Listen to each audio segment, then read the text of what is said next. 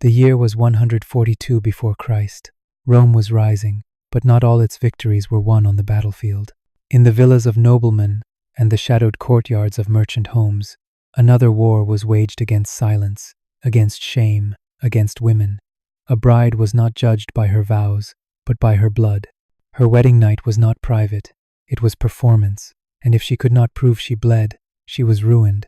There was no law that commanded this, only tradition. And in Rome, tradition was more terrifying than any law ever written. In the Roman world, a daughter was never fully her own.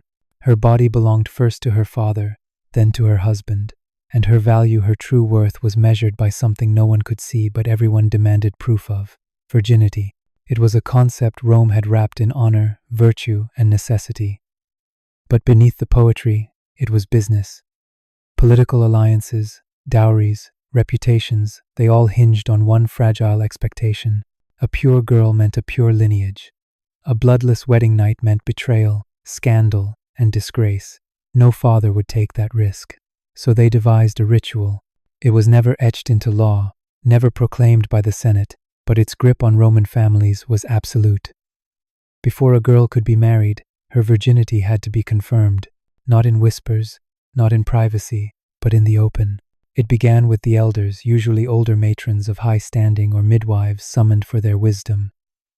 They would inspect the girl, sometimes in a curtained room, other times in a space with veiled spectators just beyond the fabric.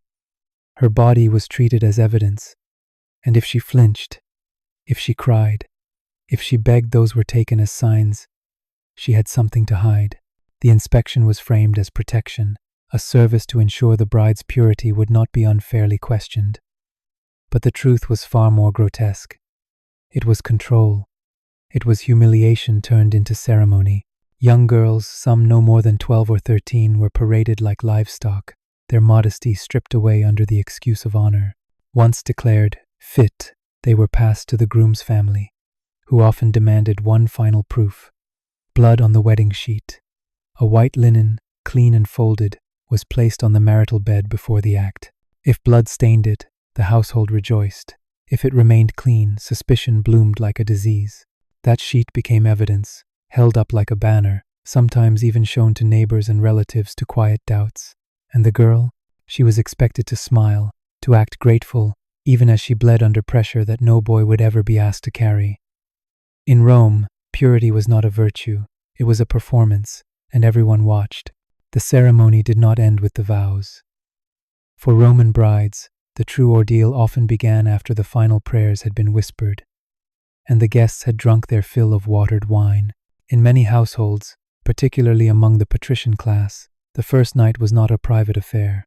It was a test, one that turned the bride's body into a stage, and her pain into proof. The ritual took place in the atrium, the central chamber of a Roman home. This space, once reserved for ancestors and sacred flame, was transformed into a theater of scrutiny. A linen sheet, pure and white, was laid upon the marriage bed. It was no ordinary fabric, it was a witness. The bride, often trembling, was led to the chamber by elder women, her face painted in ritual cosmetics, her veil heavy with the weight of expectation. The groom, usually older, sometimes indifferent, performed his duty not for love, but for evidence. If blood stained the sheet, it was paraded like a standard. Relatives gathered around the bed after the act, lifting the cloth with solemn pride. They did not see a girl who had just crossed the threshold into womanhood. They saw a stain, and they called it honor. If there was no blood, the silence that followed was worse than any accusation. The whispers would begin: had she been with another? Was she hiding shame beneath her silence? Sometimes, the bride's own mother would avert her gaze. In extreme cases, families staged the spectacle. Invitations were sent in advance, and noblemen, relatives, and even slaves were summoned to witness the presentation of the bloodied sheet. It was not considered vulgar, it was considered necessary. Reputation, lineage, and masculine pride were all preserved in that single image. A woman's first pain became a household's triumph. But blood was not always a guarantee. Some girls did not bleed, through no fault of their own. Some were too young, too afraid, or had bodies that did not conform to the myth. In those moments, the bride was not offered understanding. she was offered suspicion. To protect her, fathers paid midwives to stage the stain.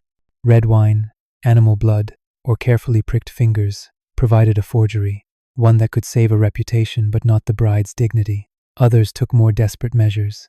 Girls, terrified of dishonor, would harm themselves before the wedding night just to ensure the expected outcome.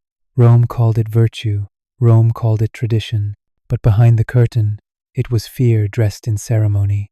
No groom was ever asked to prove his chastity. No father's honor rested on his son's innocence. Only the bride stood exposed, her body weighed against linen and blood.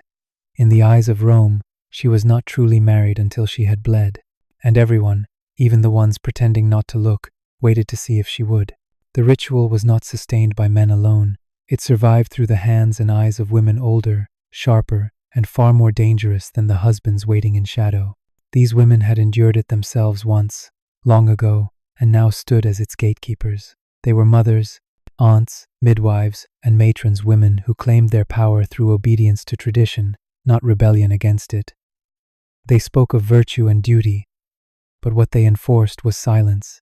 It was they who prepared the bride for her inspection, rubbing her skin with oils, adjusting her veil, whispering instructions with stiff, distant smiles. Some did it gently, others did not.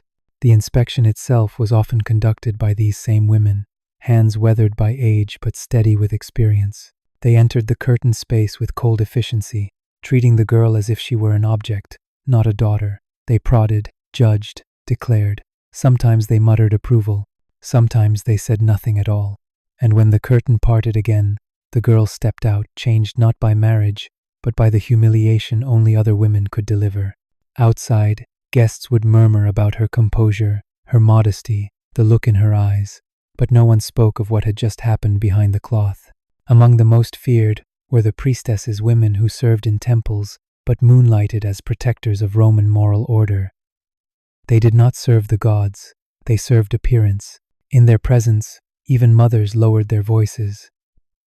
When one was summoned to examine a bride, it meant the stakes were high. Either the family was powerful, or the doubt was deep. These women had no sons to protect, only customs, and they did it well. Yet among them stood a quieter group, the silent witnesses. These were women who had once been inspected, humiliated, exposed. Now older, they watched the ceremony from the edge of the room, speaking only when spoken to. They said nothing as the young bride trembled. They did not interrupt when the inspection began, but in their eyes was a memory, and in their silence, a scream. They had survived the ritual, and survival had taught them the cost of speaking out.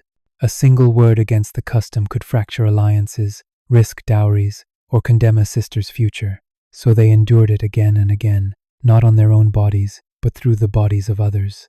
In Rome, obedience passed from mother to daughter like a family heirloom. And the ones who enforced the ritual most fiercely were often the ones who had once been its victims. This was the cycle: pain, buried beneath pride, shame, disguised as duty, and women, turned against their own, to preserve the illusion that Rome's daughters were untouched, untainted, and always until proven otherwise pure. Blood was supposed to be proof, but what happened when it never came? Some brides left the marriage bed without a single mark on the sheet, their bodies intact, their innocence unquestionable, yet everything around them collapsed.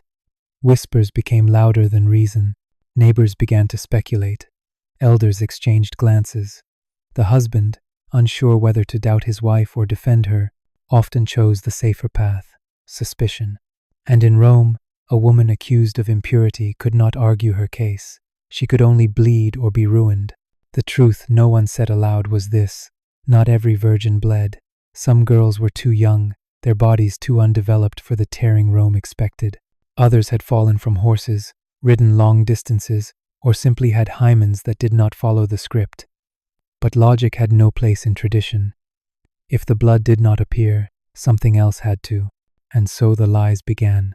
Some fathers, terrified of scandal, paid midwives or temple women to falsify the evidence. A small pouch of goat's blood, hidden beneath the mattress.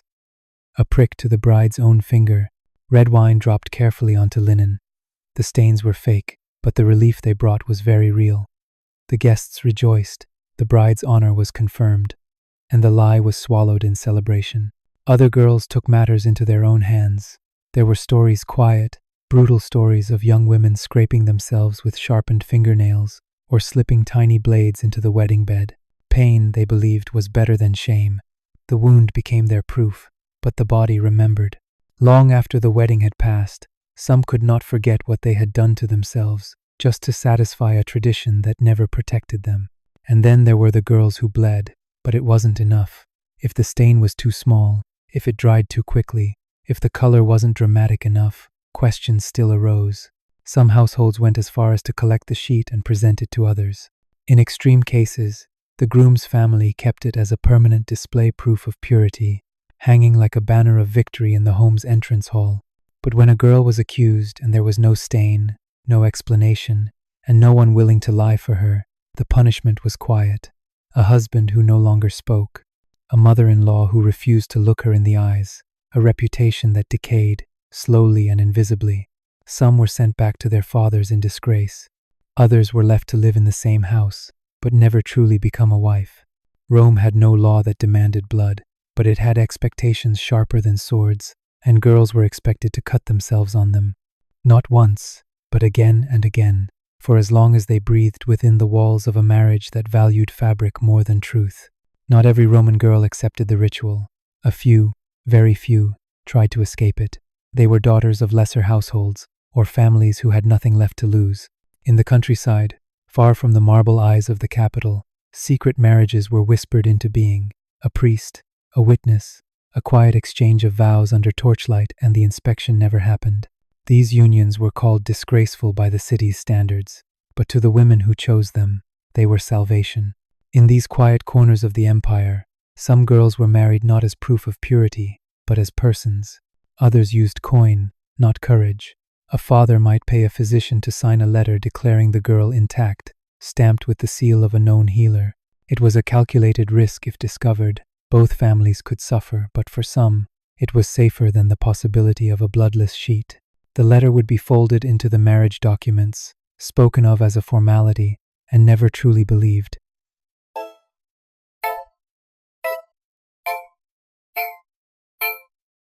There were women who bribed the attendants, too. The midwife, the matron, even the servants who handled the linen, all were human, and humans could be bought. A look, a nod, a prearranged stain. Everyone went home satisfied, and no one asked questions. But these arrangements cost more than coin. They required silence, secrets, and a lifelong awareness that one's marriage began not with honesty, but with survival. Some brides ran. On the night before the ceremony, or even hours before the ritual began, they slipped away. Sometimes they were caught. Sometimes they vanished into other provinces, changing their names and living under the protection of relatives who quietly disagreed with the custom. These women became phantoms in their own family histories. No portrait, no mention, no prayer, just an absence. But the cruelest fate belonged to the ones who tried to speak out and were forced to continue anyway. A girl who pleaded with her mother to stop the inspection. A girl who begged her father to cancel the marriage. Their voices were not met with understanding. They were met with shame. "You will disgrace us," they were told. "You will bring ruin." And so they obeyed. And afterward, they were never the same. For a society so obsessed with order, Rome allowed its daughters no orderly escape. There were no official pardons for those who resisted. No path back to respect if the ritual was denied. A girl who refused was considered damaged. A woman who did not bleed was branded dangerous, and a family who covered her shame too well was always at risk of being exposed. Even among the few who managed to avoid it, the ritual left its mark. They did not speak of what they had escaped, because even freedom, in Rome, came with a price, and the only thing heavier than the shame of obedience was the silence of survival. Rome remembered its heroes in stone, its victories in triumphs, and its laws in scrolls that outlived empires. But it did not remember the daughters it humiliated.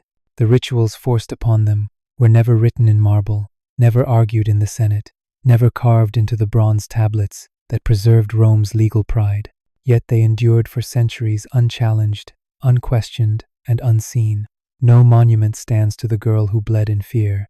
No epic tells the story of the bride who trembled before a curtain was drawn. Their suffering was not honored, it was erased. The pain did not end on the wedding night. It followed them into their marriages like a ghost.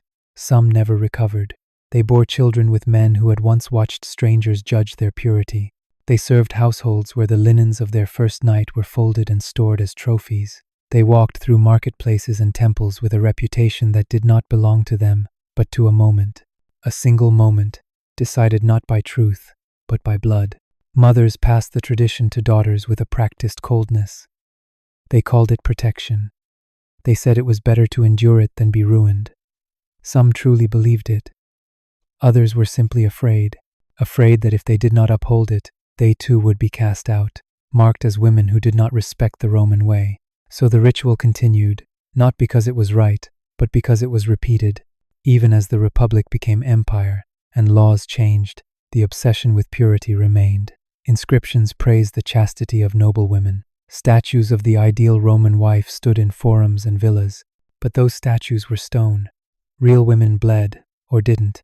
Real girls were inspected, exposed, and judged, and the silence surrounding them was so complete it made their suffering invisible. A few scrolls, lost in the corners of ancient libraries, mention the practice only in passing. A physician's letter about verifying virginity. A senator's note condemning a marriage due to suspicion. But the women themselves left no record. They were not allowed to. Their stories lived only in memory, passed like smoke from one generation to the next, until even the smoke began to fade. But if you listen closely to the silence of Roman history, you will hear it. The pause before a name is spoken, the absence in the archives, the space between glory and grief. It is there that the truth lives, not in marble, but in the forgotten blood price paid by Rome's daughters. Not for love, not for law, but for the comfort of a society that demanded their pain in exchange for its pride. Make sure you're subscribed so stories like this one are never buried again.